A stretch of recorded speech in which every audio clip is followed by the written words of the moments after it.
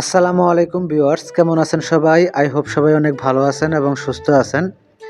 আজকের ভিডিওতে একটা পিএলপি ফাইল শেয়ার করব। এই পিএলপি ফাইলটি কাস্টমাইজ করে একটি প্রফেশনাল ভিজিটিং কার্ড ডিজাইন করতে পারবেন।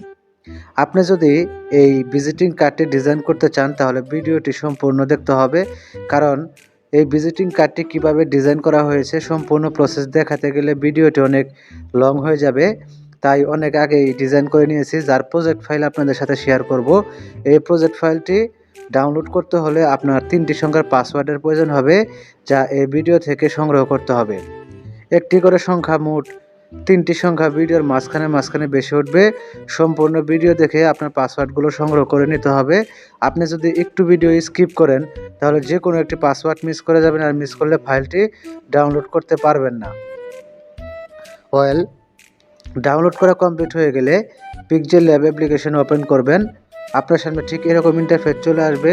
এখানে কর্নারে 3 ডট আইকন দেখতে পাচ্ছেন, এখানে ক্লিক করে দেবেন। এখানে ক্লিক করে দেওয়ার পর এখানে একটি অপশন দেখতে পাচ্ছেন open.plp ফাইল, এখানে ক্লিক করবেন। তো এইখানে ক্লিক করে দেওয়ার পর এরকম ইন্টারফেস চলে আসবে, একটি পপআপ স্ক্রিন চলে আসবে। এইখানে একটি অপশন দেখতে পাচ্ছেন .plp, এখানে ক্লিক করবেন। তো এখানে ক্লিক করে দেওয়ার পর আপনি যদি সঠিক পাসওয়ার্ড দিয়ে ফাইলটি ডাউনলোড করে থাকেন তাহলে আপনাকে এই ডাউনলোড ফোল্ডারে দেখাবে।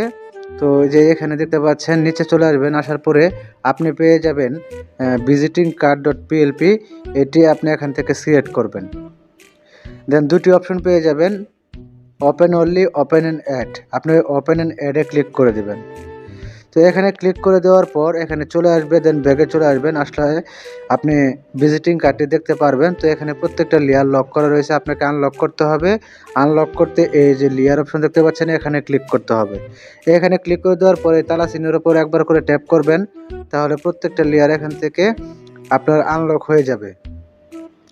তো আপনি যেভাবে আনলক করে দেবেন প্রত্যেকটা লেয়ার আপনি এখান থেকে চেঞ্জ করতে পারবেন, কাস্টমাইজ করতে পারবেন, আপনার মতো করে আপনি সাজিয়ে নিতে পারবেন।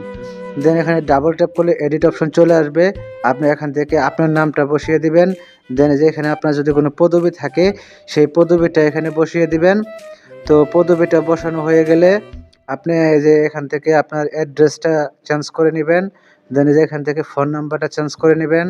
দেওয়ার পরে যে এখানে জিমেল দেওয়া রয়েছে সেই জিমেল ডিলিট করে দিয়ে এখানে আপনার যদি জিমেল থাকে সেই জিমেলটা এখানে দিয়ে দিবেন। দেওয়ার পরে ছবিটাকে সিলেক্ট করবেন।